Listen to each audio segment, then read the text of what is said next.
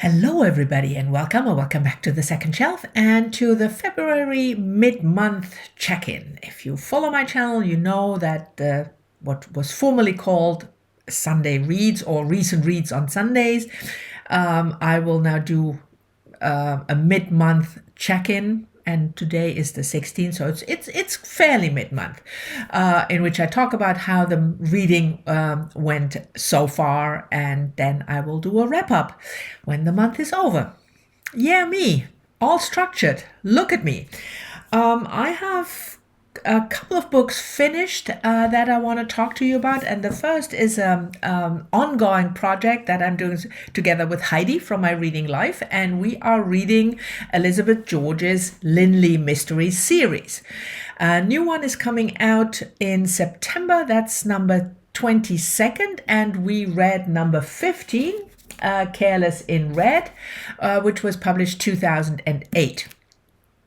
If you're familiar with the series or if you are planning on reading, I'm not going to spoil too much, but there was a big plot twist, character, something change in book number 13. And this book is still dealing with the aftermath of that event. We see Linley in Cornwall, where he spends time to recuperate, and recuperating means that he is walking the coastline without showering or washing or brushing his teeth. And we meet him when he is 6 weeks in, looking quite unkempt. I can tell. I can smell it, so to speak. But anyway, of course, he stumbles across a body, and then he and his trusted second in command, so to speak, Barbara Havers, investigate the murder together with the local detective inspector in charge, Beatrix Hannaford. It's a really good mystery. A young man died while rock climbing, and obviously the gear was tampered with, so it was murder. And then you have, in typical Elizabeth George fashion, you have the main characters. In this book, it's Havers and Linley, not the other two. The St. James and his wife Deborah, they don't feature in this book. But then you always have characters that will only feature in this particular book. So the community, the village, there is a lot going on. Santo, the dead boy, 18, he was kind of a womanizer. So there is a lot of that history, but there's also some mystery in the past that Linley starts to investigate while dealing with his personal issues. And if you're familiar with the series, you know what I mean. But again, I don't want to spoil too much if you are not yet there. I just love the way that Elizabeth George gives us characters. The minor ones, the ones that are, like I said, will only be featured in one book, and she still has a lot of care and attention to their background, and they're never just, a good guy or a bad guy. She gives us various angles, various points of views. I just love the way she draws me in. Like Heidi said when we were talking about the book, I'm in it for the people. And that is absolutely true. The mystery is always good. And there's red herrings and clues and, but I stick with this series because of the way that Elizabeth George portrays people. And there's family issues and parenting and sexual obsessions and other obsessions. Yeah, it was a great read. One of my the books that I on top of when I would have to rank the series, this one certainly would feature somewhere at the top. Another book that I finished, I will only mention very briefly, and I read it as ebook, so I will put up a picture here. That's Claire Will's memoir, Missing Persons, published 2024, and it deals with, she's an Irish writer, and the book deals with missing children, in the sense of, in Ireland, where in the 50s and 60s up to the 90s, actually, there were these homes for young women who were pregnant and not married. And a cousin of the author is one of those children born in one of those homes. And we know about the Magdalena homes, there was abuse going on. So that is the topic of this book. I finished it. That's all I can tell you, because I read it for the Booktubeprize that started in February.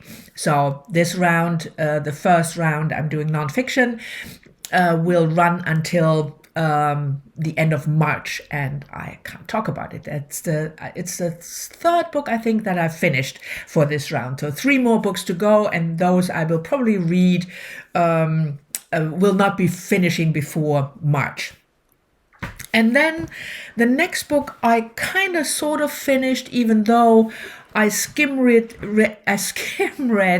a lot of it, and normally I would count it as a DNF, but I still rated it, and it was a 1-star read for me on Goodreads, and that is Edith Hamilton, the classic bestseller about mythology, so Greek, Roman mythology. I read quite a few books about mythology, so it's not I'm not unfamiliar with it, but this one is such a well-known, like it says, the classic bestseller, that I felt I will have to have a look at that. It irked me to no end, as I wrote on Goodreads.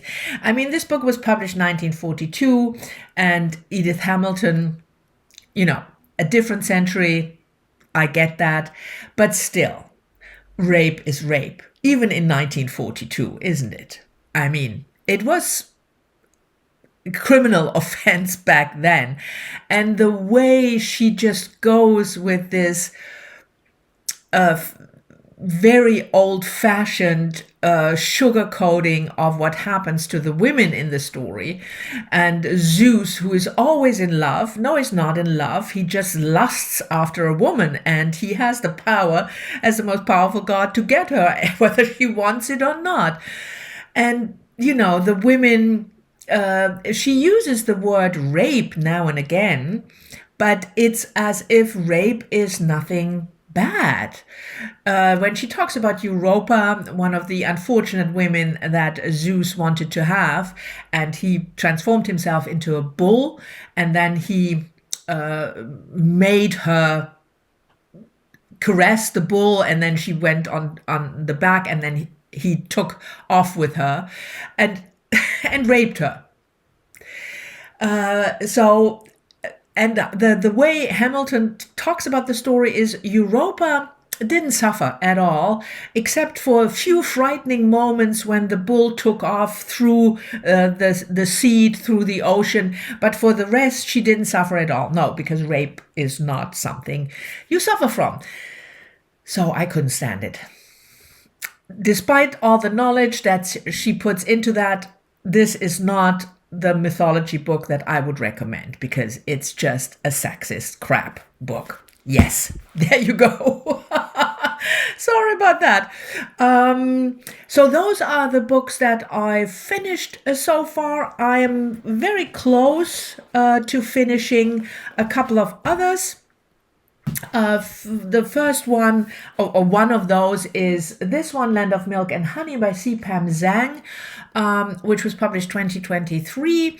This is a sci-fi dystopian kind of story when the main character is a chef from the United States, but she happened to be in Europe when disaster strikes. There was a big smog kind of natural disaster, and she had to stay in Europe because she couldn't return home. And then she takes a job as a chef in this very remote mountaintop resort kind of thing of a very rich man, where there is still food and air and sun. So that is the premise. I thought that was a really interesting premise. I said before that I read her debut novel. Didn't get along with it, but still felt, she is a writer that might be interesting. So I'm not far enough in yet, to talk about it. I will wrap it up in my February wrap up. Yes. I'm also rereading Octavia Butler's Wild Seed, the first book in the Patternist series. I read this quite some time ago, and I never continued with the series, but I do want to do that now. I already bought the second book, Mind of My Mind. But this I read too long ago I had to refresh, my memory. And besides, as you know, rereading is a project that I want to reread more fiction and nonfiction, and I do actually reread more. So this is the story of two spirits, Doro and, oh God, the other one, I can never remember the name, Anya Anwu. Anyanyanwu,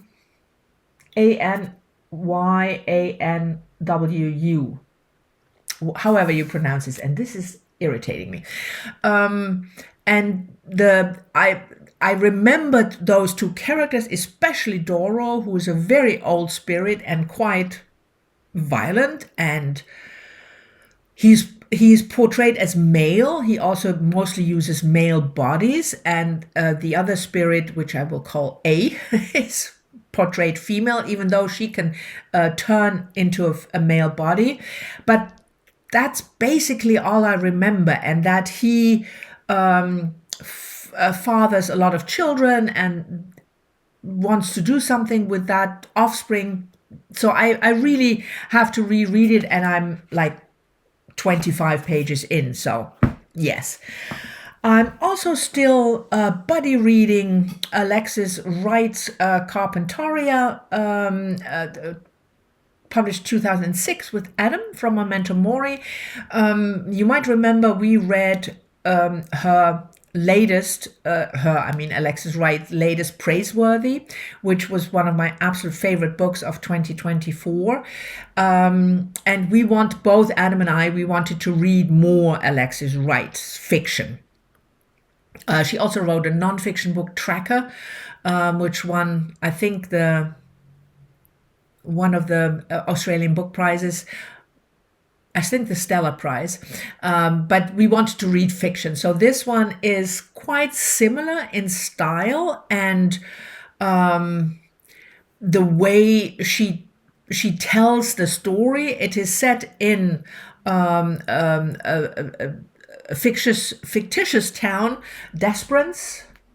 Is it Desperance? Desperance, yes, at the Gulf of Carpentaria, and there are indigenous people living there, and we have normal phantom. Yes, that is the way she names people. That I'm familiar with that from Praiseworthy, where the main character, all the main characters had these kind of signifying names. So normal phantom, Norm.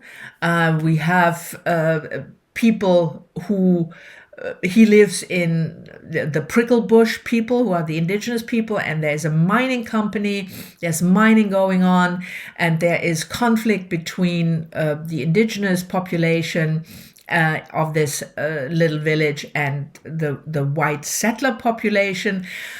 We are not that far in, 150 pages, so not even a third.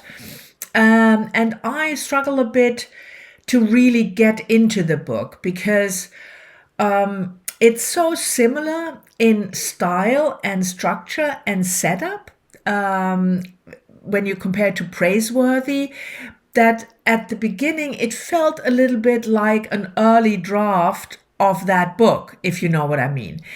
It's hard to explain if you haven't read Praiseworthy, but the way Alexis Wright tells the story, the language, the names, the structure of the book is so unique, or I felt it was so unique, that it was kind of weird to have that same style, structure, naming of people in this book. And I'm still struggling to see this book as separate from Praiseworthy. But yeah, we will make our way through that one. And the last book I want to mention briefly is one of the books that I'm reading for my other big project, or one of my big projects, I should rather say, 1001 Books by Women I have to read. I also co-host Sandy's book club, Sandy from Miss Reads a Lot. I will leave the books we read in the description box. We read 2 books a month. So this is the book for January and February, Reasons to Live by Amy Hempel. This is our author, and it's a collection of short stories. And I'm 4 stories in or something, so I have to speed up a little bit because I just read one story and then left it for almost a week or something. And I do want to finish this, and it's only 128 pages. So far, the stories that I read, the first 4, were good, but didn't blow me away. But as you know, I'm not a big short story reader. So it's maybe a bit unfair if I say those stories didn't blow me away, because it's very rarely happens that a short story collection really blows my mind. So yeah, but I will definitely finish this one before I wrap up the month. And yes, I think that's it. So this is my mid-month check-in.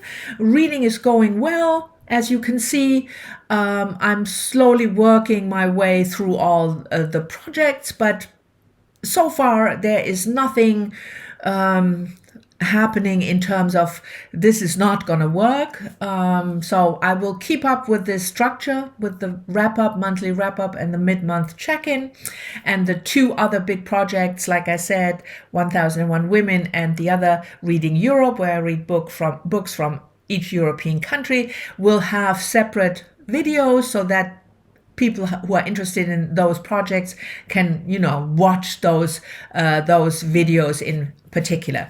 The next video will be a book haul, I think, because that's also one of the videos that fits into the structure. But for now, this is it. I hope you enjoyed it. Thank you very much for watching. I'm looking forward to your comments as always. And like I said, I will see you in the next one next Sunday.